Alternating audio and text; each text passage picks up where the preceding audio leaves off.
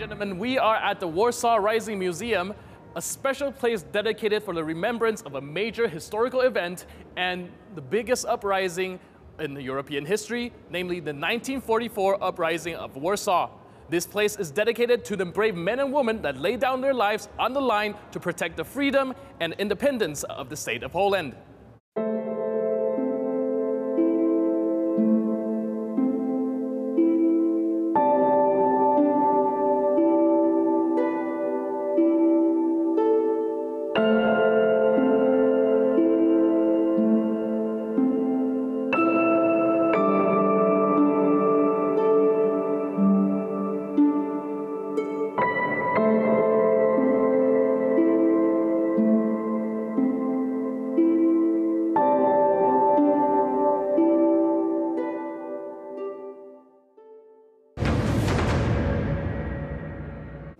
Pierwsze lata, pierwszy rok po wyzwoleniu. First years after the liberation of Warsaw, it was complete happiness. Happiness, euphoria. It reminds me of the Targowa Street where I spent my childhood, all those walks you could take, Prague Park, Paderewski Park. There was always masses of people there. I remember walking with my mom once after the liberation to the side of a pontoon bridge, waiting for the possible return of our family living across the river, west of Vistula. They had to endure the Pruszków camp and so on. And I remember vividly how we would walk out on Ratuszowa Street and saw tens of thousands of people slowly exiting the ashes and rubble of the destroyed Warsaw. A huge procession marching to the Prague district, which fortunately was barely damaged, to their homes, to their families, and maybe to go somewhere else in Poland. I remember that one morning someone rang our doorbell, we open up and we see them. Grandma, Mom's younger sister, her two daughters, and my great aunt enter the flat. Essentially, all of our closest relatives survived the war. Naturally, we were ecstatic to see each other, and all of us then went on to live together in our apartment on Brzeska Street for months and later years. The reconstruction of Warsaw.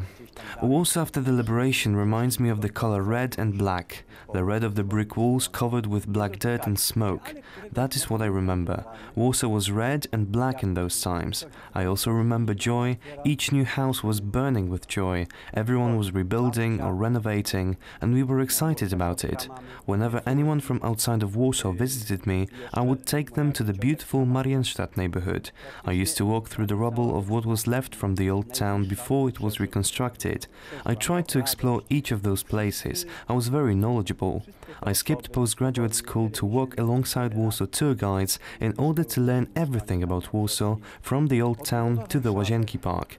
I learned a whole lot about the city from the trivia told by the tour guides. I am in pain when I look at how the youth today is destroying Warsaw, especially with graffiti. This is so destructive, so insulting. Warsaw, I cannot say whether Warsaw is pretty or not. I love this city. Even though I dislike some of the skyscrapers as they do not fit Warsaw, I still love this city. That is why I feel pain when I see it being destroyed by young people. So that is how it looked. It was clear joy coming from every rebuilt home, every neighborhood.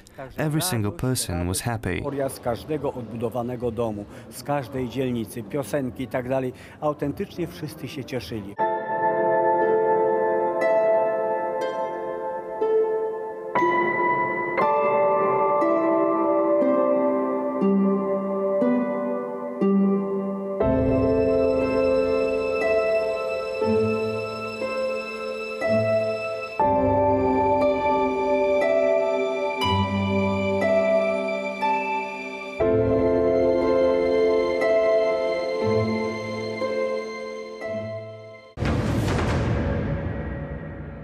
Joining us today is Dr. Mirosław Czado, an expert on the Warsaw Uprising Museum, giving us a guide on what it means to be in the Warsaw Uprising. The uprising must have effects on the city and the civilians itself, right? And I was also wondering, why did Hitler at the time decided to reduce the city into rubbles? Zniszczenie Warszawy było planem, który miał... The destruction of Warsaw was a plan that aimed to serve as a horrific example for the rest of the world, an example with a message saying, do not attempt to fight back anywhere else. If you do it, you will meet the same fate as the Poles in Warsaw have. Since the very beginning, Warsaw was the place that was scheduled to be changed slowly, and in consequence, it was destroyed. Warsaw was the symbol of battle and independent Poland. It simply could not survive. An example of a brutal destruction of a city which loved freedom so much. It is important to remember that German politics, or the process and means of suppressing the uprising, was a brutal illustration of a biological destruction, not just in terms of military action, but also affecting the lives of the civilians. For example, 180,000 civilians died during the uprising, along with 18,000 soldiers, a 10-to-1 ratio of civilian casualties outnumbering the military losses. Right now we are in the Museum of the Warsaw Uprising in the Wola district. It was right in this district that the SS units murdered 50,000 people within 3 days. The bodies of those innocent people were burned, and after the war the ashes weighing 12 tons were buried. This shows that German troops focused on ruthless murder of civilians during the suppression of the uprising.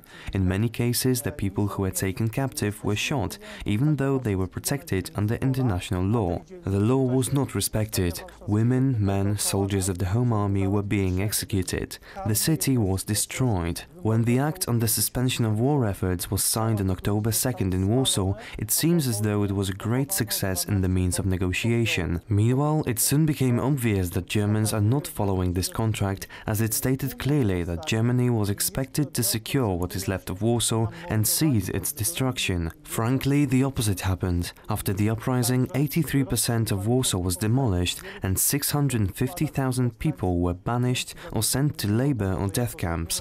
It was a glaring violation of the surrender agreement of the Warsaw Uprising. And I am not just mentioning the demolition of the city. Monuments of the Polish culture such as the Royal Castle and the Saxon Palace were destroyed too. It is estimated that as a result of property such as works of art, valuable items, paintings, furniture, carpets, etc. being stolen from Poland, Germany stole 45,000 freight wagons and 18,000 trucks filled with Polish national heritage and cultural belongings. wielu Polaków. The aggression of its neighbors not only deprived Poland's status as an independent state, but made sure it would never again lift its head. Yet the resilience of the nation, refusing to bend the knee, stood to the challenge and got back on its feet stronger and prouder. I'm your host, Benjamin Lee. See you next time on Poland Daily History.